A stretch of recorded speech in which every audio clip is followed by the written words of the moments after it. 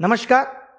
भारत देश के सभी युवाओं और उनके माता पिताओं को आज सुबह से ही आप मेरे चेहरे का रंग उतरा हुआ देख रहे होंगे। लगातार बड़े बड़े लोगों के कॉल कि ये रोजगार मांगने का तरीका गलत है, मीडिया चैनल्स का अलग प्रेशर कि ये आप रोजगार किस तरीके से मांग रहे हैं। अभी एक मीडिया चैनल में जब मैं इंटरव्यू के लिए बुलाया गया तो वहां पे एक फॉर्मर सेक्रेटरी साहब भी बुलाए गए, अनिल स्वरूप जी। उनका कहना है कि ये तो रोजगार मांगने का तरीका ही गलत है।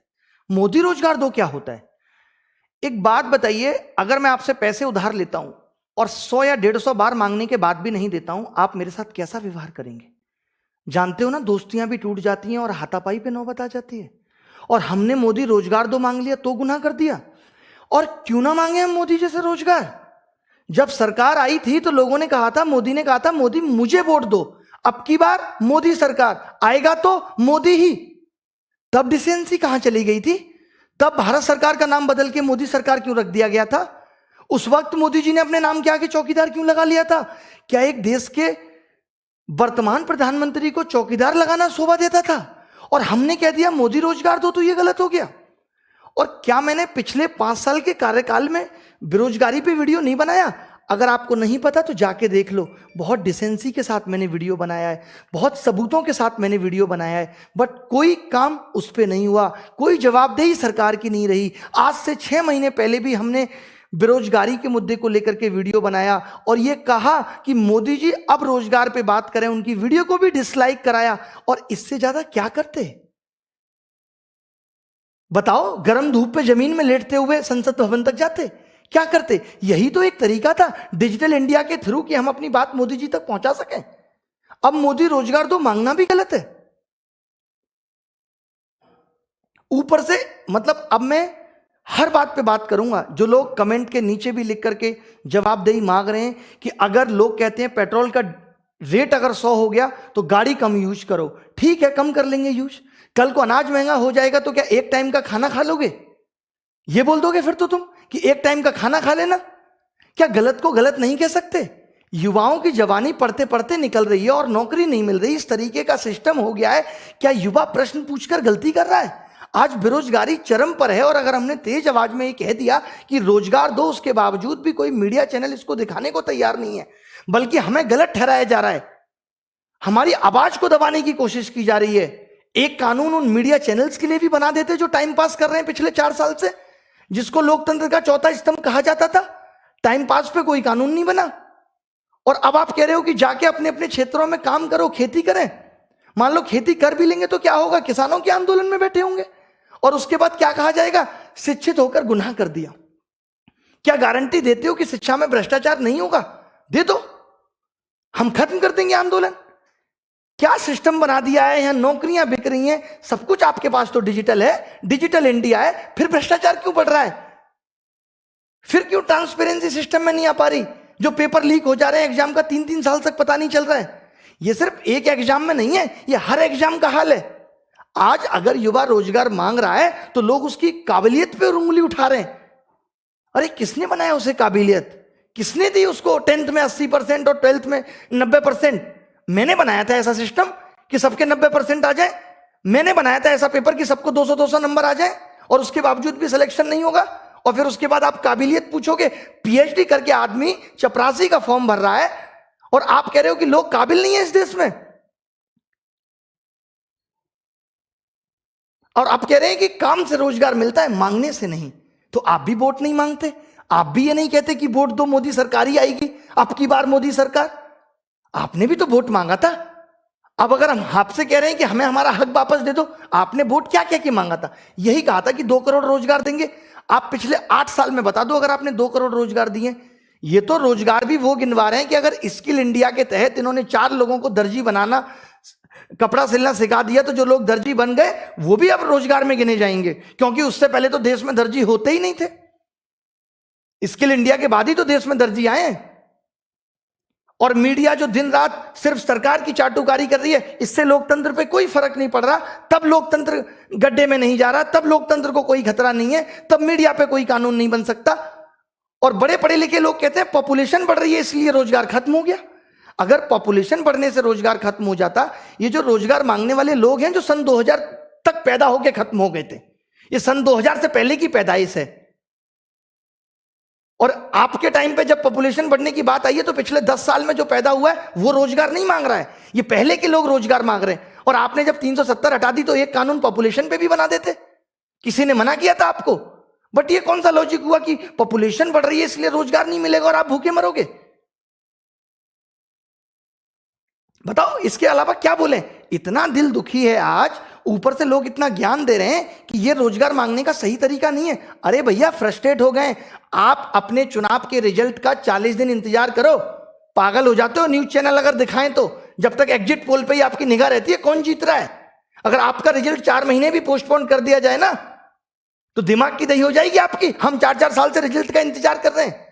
2015 में नहीं हुआ घोटाला, 2016 में नहीं हुआ, 17 का पेपर लीक हुआ, 1.5 साल तक मुद्दा चलता रहा, जमीन पे प्रोटेस्ट हुआ, तब जाके ये गुस्सा भड़का है। अब बात रुकेगी नहीं, अब बात थमेगी नहीं। चाहे रेलवे हो, चाहे एसएससी हो, चाहे बैंक हो, चाहे शिक्षकों की भर्ती हो। आपको भी पता होगा जब कोई भर्ती निकलती है तो उसके लिए बजट पहले आवंटित हो जाता है और ये भर्ती निकलने के बाद उन भर्तियों को 4-4 साल तक टाल देते हैं। आपको पता है कि वो बजट कहां इस्तेमाल होता है? कभी सोचा आपने? भर्ती निकलने से पहले बजट आवंटित हो जाता है। उसके बाद जो उतने लोगों की 4 साल में शिक्षक भर्ती मुश्किल से हुई यूपी में, और उसके बाद 28,000 पद आज भी रिक्त हो गए, वहां कट ऑफ पहले जारी हो जाती है।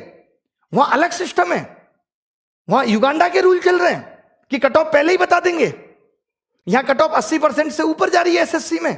देश का बेड़ा गर्क हो गया है सिस्टम में। यह सच बात है। अगर आप गहराई में सोचोगे, आज अगर सभी विद्यार्थी अपने माँ बाप को ये बातें बताएं, ये वीडियो सुनाएं, तो उनको भी समझ में आ जाए कि कितना बड़ा गड्ढा हो गया इस एजुकेशन सिस्टम में, जिसको भर पाना अब मुश्किल है। सरकार जब तक ये सारे बैकलॉग क्लियर नहीं करेगी, जब तक सरकार अपनी पॉलिसी के बारे में नहीं बताएगी कि एजुकेशन सिस्टम पे वो क्या पॉलिसी बना रही है, तब तक ये थमने वाला नहीं है। मोदी रोजगार 2 का ट्रेंड का सिर्फ इतना मतलब है कि सरकार को ये चेतावनी दी जा रही है कि हमारे बारे में सोच लो, हमारे बारे में बात करो, हमें बताओ कि आप हमारे बारे में क्या सोच रहे हो। अभी 4-5 महीने पहले आपने सीईटी की लॉलीपॉप देके हमें थमा दी। आपने बताया सीईटी में क्या करोगे, उसके बाद आपका कोई नोटिफिकेशन आया कि आप सीईटी में क्या करोगे? जब आपको नोटिफिकेशन निकालना होता है अरीना की बात पे, आप 2 मिनट में ministry of home affairs India against propaganda जारी कर देती है। आज आपने बताया सीईटी का प्रोसेस क्या होगा।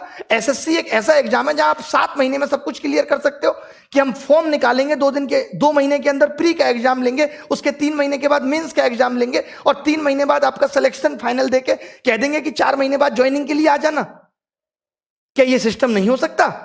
सन 2000, सुन लो लोग ध्यान से, सन 2018 का रिजल्ट आज तक फाइनल नहीं है। 2017 की सारी ज्वाइनिंग आज तक नहीं हुई, हम 2021 में जी रहे हैं। क्या होगा? आप लास्ट के 6 महीने में आके कहोगे हमने युवाओं के बारे में ये सोचा है। मोदी जी को हम कितना प्यारा मानते हैं, how he is lovely, so cute, कितने प्यार से बात करते हैं। क्या उनको ये प्यार हमारे लिए नहीं दिखता? क्या हमसे कोई वोट बैंक नहीं पड़ेगा? क्या पढ़े लिखे लोग जाके सिस्टम को नहीं सुधारेंगे? क्या आप हमारा भला करेंगे तो हम जाके उन अशिक्षित लोगों को नहीं बताएंगे कि मोदी जी बहुत अच्छा कर रहे हैं? तो ये सब हमारी मांगे हैं, इन सब का हमने प्लान पूरा ड्राफ्ट तैयार कर लिया है। जितने भी सोशल मीडिया इन्फ्लुएंसर हैं, अब तो मेन मीडिया से तो उम्मीद ही छोड़ दी है। आज ना रवीश ने वीडियो बनाया, ना किसी और बड़े मीडिया चैनल ने वीडियो बनाया।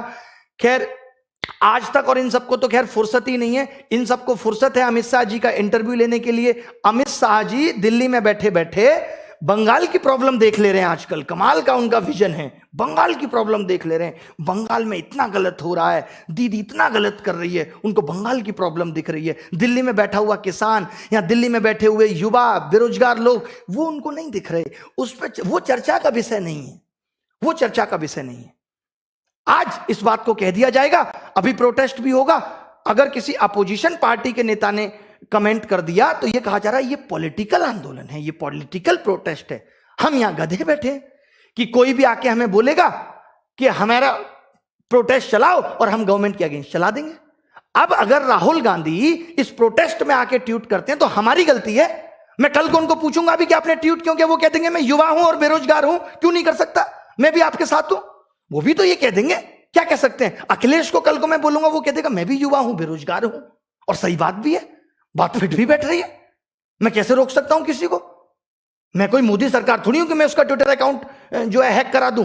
बताइए आप, मेरे हाथ में नहीं है ये सब। मैं इतना कह सकता हूं कि ये जो आग मेरे दिल में है, मैं भी बहुत प्यार से पढ़ाता हूं। आनंद स्वरूप जी, आपको कह रहा हूं, कभी मेरे पढ़ाई की वीडियो उठा के देख लेना। मोहब्बत का दूसरा नाम हूं। शेरो शायरी के अंदाज से लेकर के, हंसाने से लेकर के, बच्चों को सब कुछ दिया है मैंने। उनके मोटिवेशन को, उनकी हर चीज को मैंने किस तरीके से बना के रखा है ये मैं जानता हूं। आप देख लीजिएगा मेरे पढ़ाई के वीडियो। आज अगर ये इतनी गुस्सा निकली है, आज अगर ये चेहरे पे इतनी सिकन दिख रही है, तो उसकी वजह सिर्फ आज नहीं है, उसकी वजह पिछले 4 साल 5 साल में इकट्ठा हुआ गुस्सा है। क्यों ना निकाले, बताइए। और बात होती है रोजगार है नहीं सरकार के पास। एक बार मोदी जी आके कह दें कि सरकार इतने डेफिसिट में चल रही है, रोजगार नहीं है देने को, मैं 33,000 सबकी सैलरी कर रहा हूं, लोग फिर भी काम करेंगे। मेन हमारा मकसद यही है। जो एडहॉक टीचर हैं, आज आपको पता है गवर्नमेंट से ज्यादा एडहॉक टीचर हो रहे हैं, जिनको कभी भी निकाला जा सकता है, कभी भी बाहर किया जा सकता है। अरे क्यों होंगे एडहॉक टीचर? जो खर्चा आपका एडहॉक टीचर पे आ रहा है उसको परमानेंट कर दीजिए, उतनी ही सैलरी पे वो भी खुश। बताइए, क्या टीचर्स की कमी नहीं है? कौन सा सिस्टम आप अच्छी तरीके से चला पा रहे हैं? बताइए। अगर आज एसएससी ठीक तरीके से काम नहीं कर पा रहा, मैं तो ये मान के चल रहा हूं कि उनके पास मैन पावर नहीं है। आज अगर टैक्स डिपार्टमेंट ठीक तरीके से काम नहीं कर पा रहे, तो मैं समझ रहा हूं उनके पास मैन पावर नहीं है। आज प्राइमरी स्कूल का बच्चा ठीक तरीके से शिक्षा नहीं ले पा रहा है, तो उनके पास टीचर्स नहीं है। बताओ, आज हमारे देश में इतना इंजीनियर्स प्रोड्यूस हो रहा है, क्या इस्तेमाल कर रहे हैं हम उस इंजीनियर्स का? आज हमारा इसरो वहीं के वहीं है, जो नासा को टक्कर दे सकता था। आप कम बुद्धि समझते हैं? मोदी जी तो खुद ही कहते हैं इस देश के युवा में बहुत दिमाग है। 4 करोड़ केस सुप्रीम कोर्ट में पेंडिंग है। क्या जजेज की कमी नहीं है न्यायपालिका में? कहां कमी नहीं है, कमी बस नेतागिरी में ही है। एमपीज की संख्या बढ़ा लो, उनकी सैलरी बढ़ा लो, एमएलए की संख्या बढ़ा लो। हम इस प्रोटेस्ट में हर एक नेता से, भारतीय जनता पार्टी के भी हर एक नेता से यह गुजारिश करते हैं कि हमारा इस प्रोटेस्ट में साथ दो। साथ कैसे दो? मोदी जी को कहो कि युवा परेशान है, हम उस युवा से वोट लेकर ही यहां आए हैं, आप हमारी चर्चा संसद में करो। क्यों नहीं करोगे? मैं ये बीजेपी के नेताओं से ही गुजारिश कर रहा हूं, अब मैं बाकी के पार्टी के नेताओं से भी गुजारिश कर रहा हूं कि वो भी ट्वीट करके मोदी जी को टैग करके उनसे रिक्वेस्ट करें हमारे बिहाफ पे कि युवा परेशान है, उसकी सुन लो। और सुनने का मतलब यह है कि सरकार अब बात करे रोजगार पे। सरकार अब खाली इतना कहने से काम नहीं होगा कि हम रोजगार पे बात करेंगे। मोदी जी ने अभी एक कहां पे किया, इंस्टाग्राम पे अभी उनका एक वीडियो आया, उन्होंने कहा भी है कि हम जन जन से और नजदीकियां बढ़ाएंगे। अरे मत बढ़ाओ, इतनी जन जन से बढ़ाओगे फिर प्रधानमंत्री होने का फायदा क्या है? आप क्यों केजरीवाल के नक्शे कदम पे चल रहे हो? जनता सभा थोड़ी लगानी है। मैं एसएससी के बच्चों को रिप्रेजेंट कर रहा हूं, और टीचर एसएससी के बच्चों को कर रहा है, कोई रेलवे के बच्चों को कर रहा है। उन्हीं से खामियां जान लीजिए, इसमें क्या हर्ज है? उन्हीं से पूछ लीजिए दिक्कतें कहां है। इतना तो सरकार कर सकती है, इतनी इज्जत तो हमें भी बख्श सकती है। हमने कोई ऐसे ही तो आज हम यूट्यूब पे आके बोल नहीं रहे, हमने भी लोगों को दिया है, हमने भी लोगों का प्यार कमाया है, तब ना बोल पा रहे हैं। आज एम्स में आप चले जाओ, 45 दिन में नंबर आता है। क्यों आता है? क्योंकि डॉक्टर्स की कमी है। 6-6 महीने लग जाते हैं, 6-6 महीने एम्स में अगर आप नंबर लगाना चाहो तो क्या सरकारी अस्पतालों में डॉक्टर की कमी नहीं है? बताओ। हर चीज की फीस बढ़ती जा रही है, आउटपुट कहीं से नहीं आ रहा, महंगाई अलग से बढ़ती जा रही है। तो यही सब वजह हैं जिनकी वजह से इतना गुस्सा निकल रहा है। जो फॉर्मर सेक्रेटरी साहब थे अनिल स्वरूप जी, या और भी लोग ऐसे आएंगे, वो बड़े प्रोफेशनल तरीके से बात करते हैं। कहां चला गया था ये आपका प्रोफेशनलिज्म? जब चौकीदार लगा लिया था मोदी जी ने अपने नाम के आगे, तब भी कहते थे यार ये भद्दा लग रहा है मोदी जी, अभी आप वर्तमान प्रधानमंत्री हो, रहने दो ना, अच्छा नहीं लगता चौकीदार शब्द। अब आज अगर बेरोजगार युवा परेशान था तो इस पे भी एक कमेंट कर देते जब लोगों ने अपने नाम के आगे बेरोजगार लगाया। एक कोई कह दे कि मोदी जी ने इस पिछले 6 महीने पे बेरोजगारों के बारे में ये बात कही, आत्मनिर्भर बनो। पहले दिन से आत्मनिर्भर बने। आप कह देते हो कि जो 60 साल से सिस्टम खराब है उसको ठीक होने में वक्त लग रहा है, तो आपको नहीं लगता कि हमें भी आत्मनिर्भर होने में वक्त लगेगा? हम मशीन है, अलार्म सेट किया 6 बजे बज जाएगा। बताइए, हमें भी तो आत्मनिर्भर होने में वक्त लगेगा। अगर मुझे आत्मनिर्भर बनना होगा, मुझे पता होगा सरकारी नौकरी नहीं है, तो मैं 8वीं क्लास करके या 6ठी क्लास करके ही पकौड़े की दुकान खोल लूंगा। क्या दिक्कत है? चाय की दुकान खोल लूंगा, क्या पता मेरी भी किस्मत चमक जाए। बट अब अगर मैंने बीटेक कर लिया, अब अगर मैंने एमबीए कर ली, तब मैं इस चीज में नहीं जा सकता। मैं गांव में जाके खेती नहीं कर सकता। आप मेरी मंसूबों को समझिए, मैं गलत नहीं बोल रहा। आज इस देश के अंदर जितना भी इंजीनियर, एमबीए किया हुआ बच्चा, पढ़ा लिखा बच्चा, ग्रेजुएट बच्चा, बीकॉम, बीबीए, इनके बारे में तो मोदी जी सोचना पड़ेगा। इनको सिर्फ एक शब्द में ये कह देना कि आत्मनिर्भर बनो से काम नहीं चलेगा। ये ऑलरेडी पढ़ लिख के बैठे हैं और जो इनकी आस है, जो इनके सपने हैं, उनको हमें पूरा करना पड़ेगा। हम कराएं तो सही एग्जाम। मान लेते हैं आप कह दो कि सरकार के पास उतनी फंडिंग नहीं है। अच्छा, आज लोग कहते रहते हैं सरकार ने वहां पैसा लगा दिया, आपने घर से लगा दिया। मैं अगर पिछले 3 साल से कमा रहा हूं तो मैंने टैक्स नहीं भरा करोड़ों रुपए। लोगों का टैक्स का पैसा ही तो पहुंच रहा है और उसको लोगों में बांटने के लिए कह रहे हैं। अपने पैसे को आपके थ्रू बांटने के लिए कह रहे हैं कि अपना कमीशन काट के बांट दो, तो हम गुनहगार हैं, हम गलत हैं? बताइए आप। मोदी जी बहुत प्यार है आपसे, बहुत प्यार है। आपको आइडल मानते हैं। आपके इतनी उम्र में भी इतने यंग दिखने को भी हम लोग कॉपी करते हैं कि कमाल है मोदी जी की एनर्जी, कहां से आती है पता नहीं। तो उसका कुछ तो सम्मान रख लीजिए। 2 बार तो आके बोलिए। खैर, हम अभी क्या क्या करने वाले हैं, जो भी बड़ी प्लानिंग है वो भी आपके साथ शेयर कर दी जाएगी। जब तक सरकार इस मुद्दे पे बात नहीं करेगी, जब तक वो ये नहीं पूछेगी कि दिक्कतें कहां हैं। 2017 में भी पेपर लीक हुआ और जब हमने प्रोटेस्ट यही सोच के खत्म किया था कि आप इसको सुधार दोगे, और इन्होंने 1.5 साल मामला खींच के, अब बंदा भी क्या करता है, परेशान हो जाता है और कह दिया नकल हुई नहीं। तब से एसएससी के, अब आप सोचिए, अगर कोई गलत करे, बार बार करे और फिर बरी हो जाए ऊपर पैसे देके, तो उसकी हिम्मत नहीं बढ़ेगी। सेम वैसे ही हुआ है। सेम दलालों की या पैसा खाने वालों की हिम्मत बढ़ गई है क्योंकि उनके खिलाफ कार्रवाई हुई नहीं सही से। दिक्कत यह है, 2014 के बाद आज इतना सोशल मीडिया पे लोग एक्टिव हैं तो लोगों को पता भी चल जा रहा है कमियां कहां हैं। इसके फायदे भी हैं, इसके नुकसान भी हैं। जिस हिसाब से मेरे साथ चीजें हो रही हैं, मैं आपको बहुत खुल के यहां कुछ नहीं बता सकता। जितना प्रेशर मेरे ऊपर है, जितनी सारी चीजें मेरे साथ हो रही हैं, अगर ऐसा होता है कि मैं अभिनय मैच चैनल से लाइव नहीं कर पाता, ऐसा हो सकता है, बहुत जल्दी ऐसा हो सकता है कि कल परसों मैं अभिनय मैच चैनल से लाइव ही ना कर पाऊं। My channel will be under review, जैसे कि लास्ट टाइम भी हुआ था, अभी भी हो सकता है। जिस हिसाब से रिपोर्ट किया जा रहा है, आपने देखा आज कितना पसीना आ रहा है ना। आज आपने देखा कि मोदी गर्लफ्रेंड 2 लोग ट्रेंड करा गए। आपको पता है क्यों करा गए? क्योंकि आईटी सेल बहुत स्ट्रांग है। आपको लगता है कि 4 विद्यार्थी, 5 विद्यार्थी से जाके कोई ये घिनौना काम करेगा?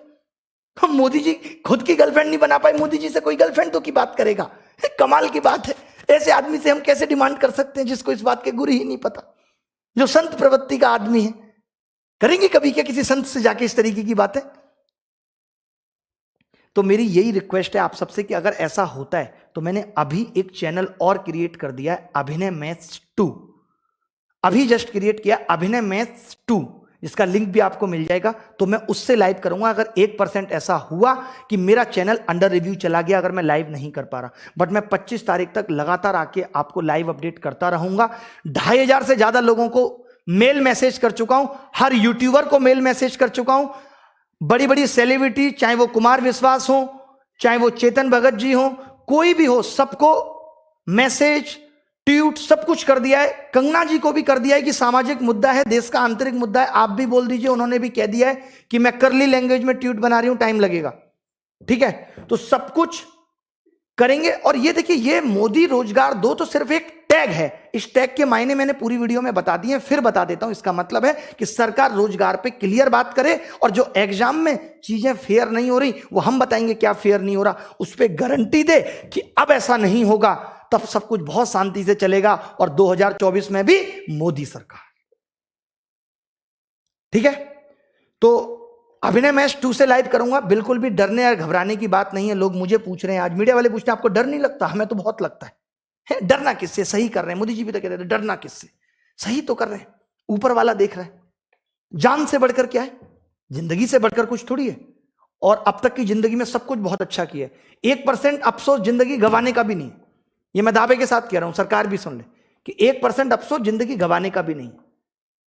बस मरने से पहले कुछ ऐसा कर जाना है कि लोग याद रखें कि हां, किसी ने हमारे लिए भी सोचा था।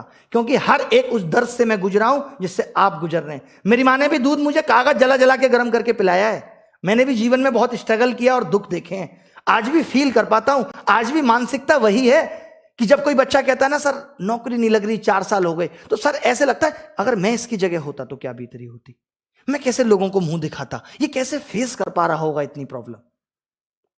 तो पिछली बार भी बहुत प्रॉब्लम आई थी, जैसा कि आपको पता है, तो इस बात का ध्यान रखना कि 1% अगर ऐसा होता है। बाकी कल भी लाइव करूंगा, कुछ ऐसी चीजें जो और बतानी होंगी, आगे की प्लानिंग क्या होंगी वो आपको बताऊंगा, और पढ़ाई लिखाई भी करेंगे। बट पहले इस मामले से निपट लेते हैं, पहले इस मामले से निपट लेते हैं कि क्या हो सकता है, क्या बेस्ट हो सकता है। और कुछ बहुत बड़ी डिमांड नहीं है, हमें कोई बिल वापस नहीं करवाना है मोदी जी, बस ये है कि रोजगार पे बात करके ये क्लियर कर दो कि जितना भी बैकलॉग है उसको क्लियर कर दो, जहां जहां वैकेंसी है उनको फिल कर दो, और जो एग्जाम में प्रॉब्लम हो रही है उनको कर दो।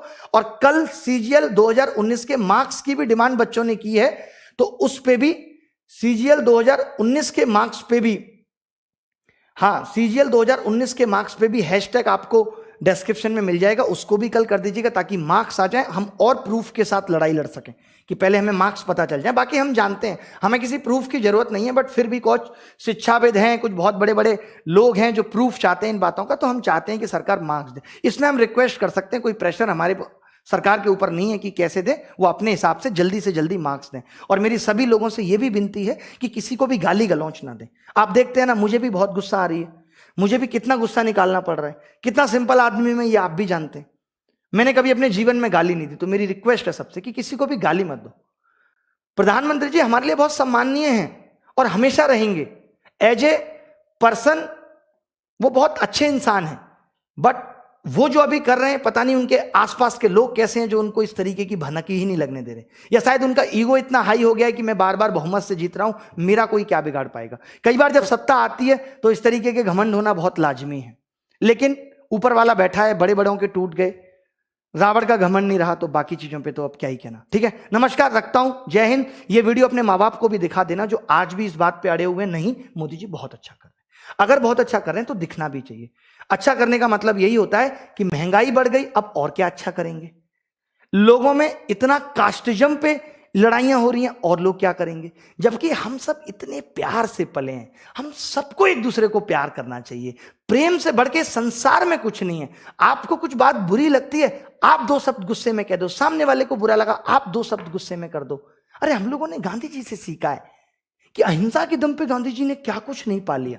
हमें गाली देने की भी जरूरत किसी को नहीं है, हमें बुरा भला कहने की जरूरत किसी को नहीं है। आप सिर्फ प्यार बांटिए, ये हम प्यार ही बांट रहे हैं, और इस प्यार के दम पे ही हम सरकार से इस रोजगार के मुद्दे पे बात कर लेंगे। जब 6 महीने पहले बात थी तब मुद्दा यही था, बट हमें छोटी छोटी जीत चाहिए थी। हमें लोगों को ये दिखाना था कि देखिए इससे हमें ये जीत मिल रही है। अब बारी